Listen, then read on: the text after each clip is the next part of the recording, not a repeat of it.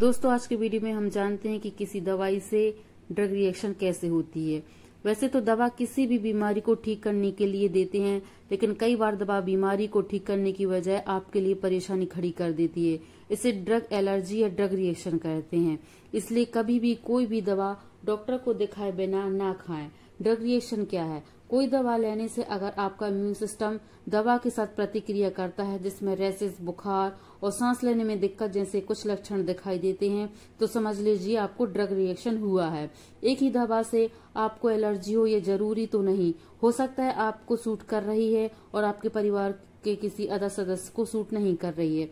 अब हम जानते हैं कि इसके सिम्टम्स क्या क्या हो सकते हैं। स्किन रैसेस, पूरी बॉडी में रेड छोटे छोटे दाने दिखाई देना, ईचिंग होना, ये स्किन रैसेस हो सकते हैं। सेकंड नंबर पे बात करते हैं स्वेलिंग। साथ ही आपके कुछ बॉडी पार्ट में जैसे कि लिप्स पे, आईज में और बॉडी के किसी फेस पे आपको स्वेलिंग होती है, तो आप समझ लीजिए कि आपको ड्रग रिएक्शन हुआ है। स्किन रैसेस, स्वेलिंग, सांस लेने में दिक्कत, ये सारे थोड़ी बहुत ड्रग रिएक्शन में आते हैं। अब हम बात करते हैं कि सीवियर सिम्टम्स क्या होते हैं, जिसमें सांस लेने में दिक्कत होने लगती है।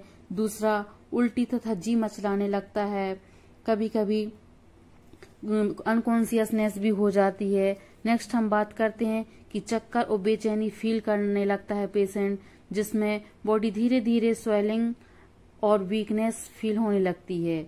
अब नेक्स्ट बात करते हैं fluctuation in BP rate and high BP और लो बीपी, कुछ भी हो सकता है, उसका बीपी फ्लक्चुएट हो जाता है। नेक्स्ट हम बात करते हैं कि पेशेंट को कभी कभी झटके भी आ सकते हैं, अनकॉन्शियसनेस हो सकता है जो कि बहुत ज्यादा सीवियर हो जाता है, और कभी कभी बेहोश भी हो जाता है। तो ये सारी एनाफाइलैक्टिक रिएक्शंस थी, जिसमें पेशेंट को कभी कभी हॉस्पिटलाइज भी करना पड़ता है। तो इसमें ड्रग रिएक्शन बहुत ज्यादा सीवियर हो जाता है, जिससे पेशेंट का कंट्रोल खुद की बॉडी पर नहीं रहता। उसमें रैसेस, ईचिंग, अनकॉन्शियसनेस, स्वेलिंग, ये सारे सिम्टम्स आ जाते हैं। तो चलिए अब हम बात करते हैं कि इसमें ट्रीटमेंट में हम क्या क्या दे सकते हैं। कुछ ऐसी चलिए हम बात करते हैं किन दवाओं से ड्रग रिएक्शन का खतरा हो सकता है। फर्स्ट बात करते हैं एंटीबायोटिक जैसे कि पेनिसिलिन, सल्फा एंटीबायोटिक्स, सल्फामिथोक्साजोल, ट्राइमिथोप्रिन, ये सारी ड्रग्स हैं जो कि ड्रग रिएक्शन कॉज कर देती हैं। इनका एक एलर्जी टेस्ट होता है, उसके बाद ही हम इस ड्रग का यूज कर सकते हैं। नेक्स्ट हम बात करते हैं पेन किलर, दर्दनाशक दवा। इन दवा में जैसे कि एस्प्रिन, आइबुप्रोफेन, ऐसी पेन किलर हैं जो कि 5 से 10% लोगों को ड्रग रिएक्शन कॉज कर देता है। तो एस्प्रिन, आइबुप्रोफेन को भी हम डायरेक्ट यूज नहीं करते हैं, क्योंकि ये 5 से 10% लोगों को भी कॉज कर देता है। अब नेक्स्ट बात करते हैं कुछ कैंसर ड्रग्स रहती हैं, जैसे कि जो केमोथेरेपी में यूज करते हैं, ये भी ड्रग रिएक्शन कॉज कर देती हैं। फोर्थ नंबर पे ऑटो इम्यून डिसीज में जो भी ड्रग यूज करती हैं, वो भी ड्रग रिएक्शन कॉज कर देते हैं।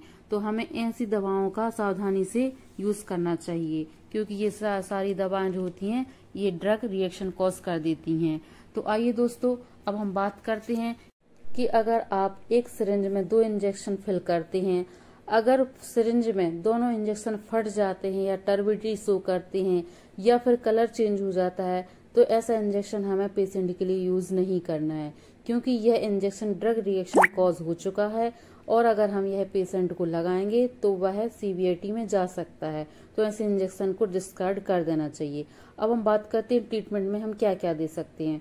फर्स्ट चॉइस ऑफ ड्रग है एबल प्लस डेक्सा। यह दोनों कॉमन इंजेक्शन है जो कि आपको 1 ml डेक्सा 1 ml एबल तुरंत पेशेंट को आईवी रूट से दे देना चाहिए, तो फिर आप सीवियरिटी से बच सकते हैं। इसमें फेनिरामीन प्लस डेक्सामीथासोन होता है। ये काफी पावरफुल इंजेक्शन है जो कि एलर्जिक रिएक्शन को बचाता है। सेकंड है सिट्रीजिन, जो कि एक एंटीहिस्टामिन इंजेक्शन है। अगर आपको एबल डेक्सा से आराम नहीं लगता है तो आप सिट्रीजिन इंजेक्शन यूज कर सकते हैं, साथ ही इसकी टैबलेट भी यूज कर सकते हैं। थर्ड नंबर पे हम बात करते हैं हाइड्रोकोर्टिसोन इंजेक्शन, जो कि एक स्टेरॉयडल ड्रग है। यह भी ड्रग रिएक्शन में बहुत ही ज्यादा उपयोग होता है, जो कि पावरफुल इंजेक्शन है। यह भी आप आईवी रूट से दे सकते हैं, जिससे तुरंत रिजल्ट मिल जाएगा। थर्ड बात करते हैं हम एक इपिनेफ्रिन इंजेक्शन है, जो कि एड्रेनल कैटेगरी का इंजेक्शन है। यह एक रामबाण इलाज है, लेकिन इसको हमेशा डॉक्टर की निगरानी में ही करना चाहिए। यह हम IV दे सकते हैं। अगर आप मेडिकल प्रैक्टिशनर हैं तो इस इंजेक्शन का यूज कर सकते हैं, लेकिन हमेशा डॉक्टर के सुपरविजन में ही इस इंजेक्शन का यूज करना चाहिए, क्योंकि ये बहुत सारी सीवियरिटी कॉज भी कर देता है। तो दोस्तों, अगर आपको मेरा वीडियो पसंद आया हो, आपको इन्फॉर्मेशन अच्छी लगी हो, तो please like, share and subscribe जरूर करें, क्योंकि मैं इसी तरीके से नए नए वीडियो आप तक पहुंचाती रहूंगी। Thank you.